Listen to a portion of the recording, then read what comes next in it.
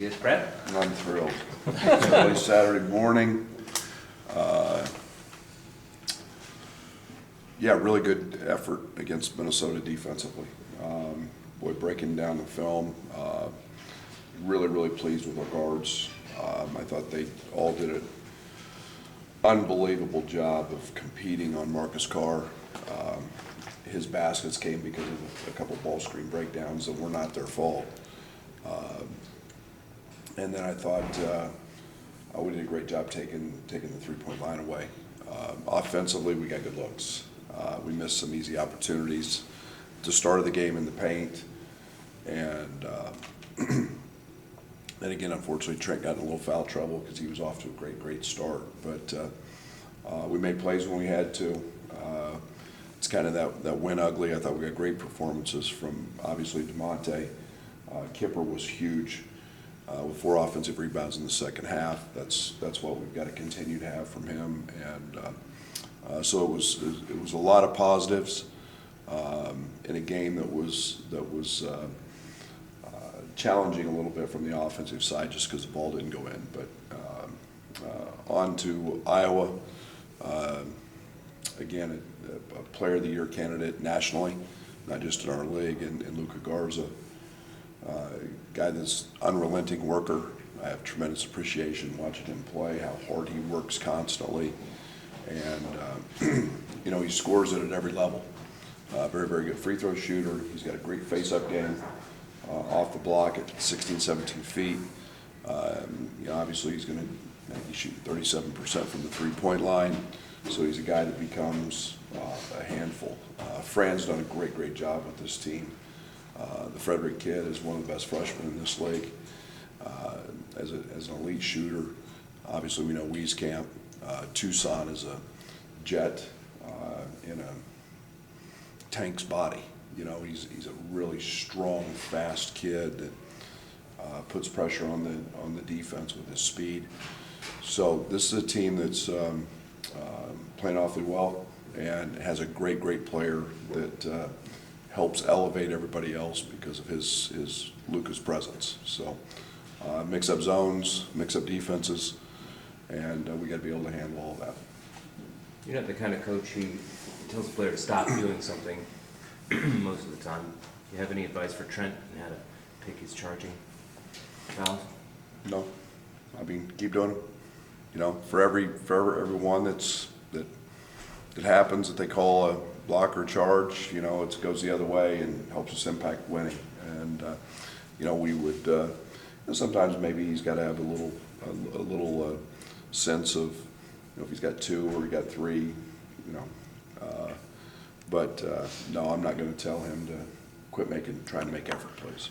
You've been without Alan for essentially the last 3 games now, and get him back tomorrow. Just talk a little bit about how you plan to get him back into the thick of things, even with through this winning streak. Yeah, we miss his effort, we miss his energy, and let alone his ability to shoot the 3. That'll be valuable tomorrow. We miss his offensive rebounding, and so his role won't be any different than it was prior to him being gone, and he's gonna be a valuable piece off that bench, and as Dre has been, and Kip. So we expect to see a normal Al back into our flow. You mentioned Thursday and needing to elevate offensively again. What do you feel like are some areas where that can be a little bit better? Maybe a little more Just consistent? missed shots. I mean, Georgie got the ball at 3 feet, 5 times, 4 or 5 times, just missed them. I mean, Kipper got 2, just at point blank at the rim layups and missed him. He shot him left-handed and missed him. Io, a late game, he missed a layup. I mean, you can't create better opportunities than those for guys, and we've just got to make them. It was pretty good execution, and just one of those nights that you got to be really dialed in, you got to be really focused, and maybe we were not as sharp as we needed to be mentally, but when we are, those balls go in. This next 5-game stretch, you're playing the top teams in the conference. Just what do you feel like you'll learn about this team when it's all said and done? Figure it out then. I don't know. if you'd told me we'd be 8-2, you know, I think we play every team in the league in the preseason twice that was picked ahead of us. You know, you're going to play, you know, an unbelievable strength of schedule in terms of the conference. I don't know what a ranking means. I really don't. I know Minnesota's really good and has two of the best players in our league, and they're not ranked.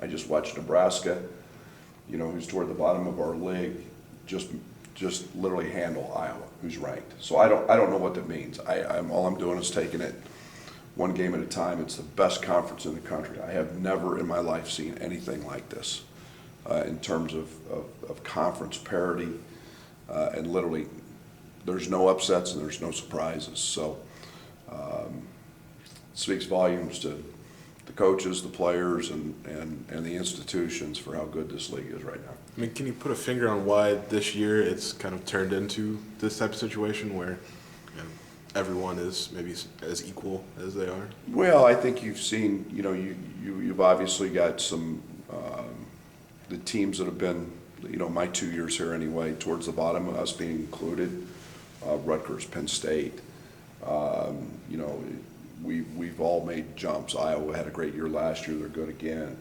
And then maybe you're not, you know, you don't have that celebrated number one with, you know, like Michigan State had a couple of years ago and was so awfully good. And, you know, Michigan's had Final Four caliber teams.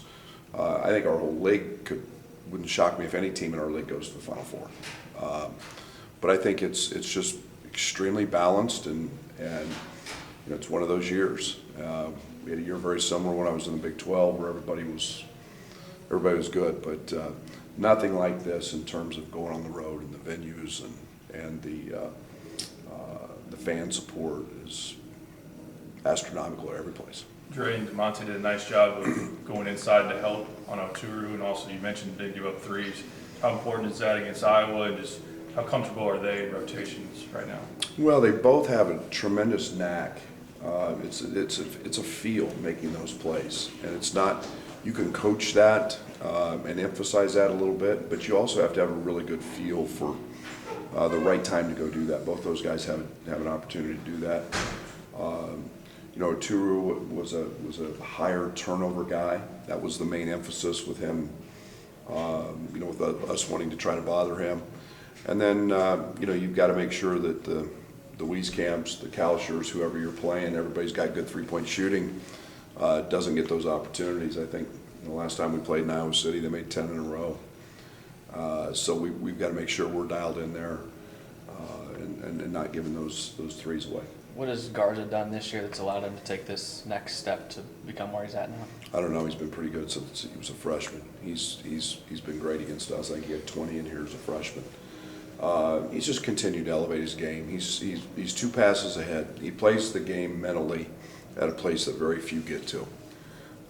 You know, he never stops. He's always got contact. And when you're a post that always has contact, you're seeing things a pass or 2 ahead. They do a great job of reading it around him. They're a very cerebral team. And then, you know, he's elevated probably the most in that 17-foot area. You know, his face-up is, you know, I just watched 2 games this morning again, and I don't think he hit the rim on any of his face-ups at 17 feet. I mean, he's got that dialed in. And, you know, he's obviously continued to practice from 3 as he's a 37% three-point shooter. What kind of battle do you see between him and Kofi? A good one. A good one. You know, we've got to go at him too, and he's got to guard. You know, talk about how good he is, but he's got to guard Kofi and Georgie as well. So, you know, we're going to be, you know, I don't think it takes one person to guard Kofi. I don't think it takes one person to guard Georgie. I don't think it takes one person to guard Luka. You know, those guys are all good players for a reason, and you know, I think there'll be a great team effort to do that. Brad, this has been a particularly tough stretch of good big men for you guys, from Harms to Teskey to Oturu. How have you seen Kofi handle that mentally and just in terms of confidence? Yeah, he's accepted the challenge. You know, I thought other than the Michigan game, which a little out of character for him, he's been he's been really dialed in, he's been really focused. You know, Kofi's a proud guy, you know, and pays attention to scouting report. He's studying, you know, guys' moves and their favorite moves, and you know, yesterday in practice he was very dialed in. So, you know, everybody in this league has a great big, and there's no bad ones. And so every night out, it's a great opportunity for him to continue to grow his game and expand as well. And then he's got to figure out on the other end of the court, you know, how he can exploit them as well. Is there any theme in Iowa's losses, something that they didn't do as well or that the other team did? If there was, I wouldn't tell you. I wouldn't want them to know. But you know, I think the one thing that they're very good at that doesn't get talked about enough is they're a very, very good offensive rebounding team. They keep a lot of balls alive. Wieskamp gets 2 offensive rebounds a game from a perimeter spot. Frederick's a good offensive rebounder. Creener, you know, Garza's 4+ offensive rebounds a game. That's a stat that nobody wants to talk about enough with them. And you look at them and they're not near as big as they have been, but they're an elite offensive rebounding team. They're ahead of us in Big Ten play in offensive rebounding. So big key for tomorrow's game. In the Minnesota game, we saw a couple big-time moves out of Kofi, like the spin and then the offensive rebound put back over to. Just how far along has he come with his offensive game just throughout this season, and where do you want to see him continue to take it? No, he's untapped in terms of what he can continue to improve on. I mean, he's pretty raw when it comes to you know, having a specific go-to move. I mean, he's got to continue to do that. He shoots hundreds of jump hooks every single day with Orlando, right hand, left hand. You know, and as he's got used to playing against physical size, his biggest challenge was balance. He's always played upright, and he's always played pretty narrow. And you know, those 2 moves you were talking about, you know, take great balance and playing with some width, some strength, and when Kofi plays strong, he draws a lot of fouls, and that's something that he gets better at every day. You mentioned him being raw. That's to be a pretty good feeling when he's making moves like that, though. Yeah, he's getting better. Like I said, he's untapped. I mean, he's a sponge. He's dying to learn, and it's great to see what he does in practice. You know, here's a kid that, you know, missed 2.5 days last week because of the flu, and you know, knows his conditioning wasn't right. And yesterday, all we did after we watched film yesterday morning and shot, he goes and gets on the treadmill and runs an extra mile just because he knows his conditioning wasn't right. Here's a kid he's got a lot of pride and wants to continue to learn to be great. What do you attribute maybe to the better 3-point defense, whether limiting Purdue to 8 attempts or Michigan, Minnesota maybe not? Concentration on it. You know, I mean, it's a focus. You know, the line has an impact, you know, in terms of maybe not shooting it enough, shooting the same percentage the guys shot there last year. But again, it's part of the changes we've made, Scott, have been to help in that area. I mean, we were a very good 3-point shooting defense team last year. I say that, and you know, we're getting ready to play a team that made 10 in a row against us. But overall, we were pretty good. But you know, the emphasis has helped. Having a little bigger front court has helped. You know, being able to handle screens a little bit differently. So it's a combination of a lot of things. There's not one specific thing but we've tried to be really dialed into that. Is that pride in that ability for Kofi to not get like shell-shocked against someone who could be a lottery pick or a player of the year? Is that common for freshman bigs? I mean, you have to have some sense to play college basketball, but is he ahead of the curve with that? Well, playing at Oak Hill helped. I mean, Kofi's played Weissman, playing in the AAU circuit in the summer. I mean, everybody's got James Weissman as a potential #1 pick. I mean, we watched him do battle against him all the time, so has seen great players throughout his AAU life and his basketball life for the most part. So kids today aren't intimidated by that, I guess. You know, they know they're going to see him, and I think they all know when they come to a Power 5 conference school that they're going to see really good players every night. So, yeah, that stuff doesn't bother them as much. You've been asked about the energy the fans have with your recent run. How about recruiting? Do you notice a different energy when you guys go out and talk to people about Illinois basketball? Oh, absolutely. I mean, in winning, the greatest tool you have in recruiting is winning. And, you know, when you you start,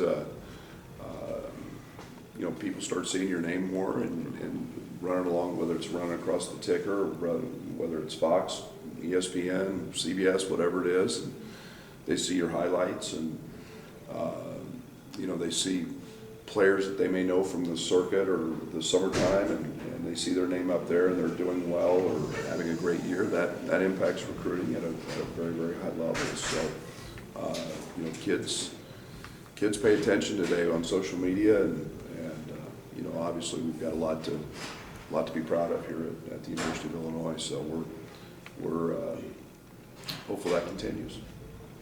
Did you try and get Orlando to dust off that Globetrotters uniform last night?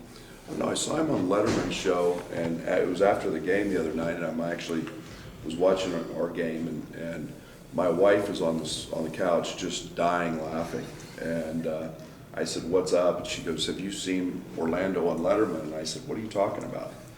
And she proceeded to show me, and I couldn't get over it. It was either the baggy jeans or it was the stash, and I was mesmerized by both. So what his ball handling routine meant really nothing to me. It was the laughter at the jeans and the stash. But no, that's O. And if you know O, and you know his personality and his quick wit, his one-liners, and his, if there was ever an entertainer and a globetrotter, it was him. And people don't realize how good a basketball player he was. And so, yeah, that's an unbelievably once-in-a-lifetime experience, not just being Letterman and do it, but be a globetrotter. So, but yeah, we've had a little fun with O in the office over that.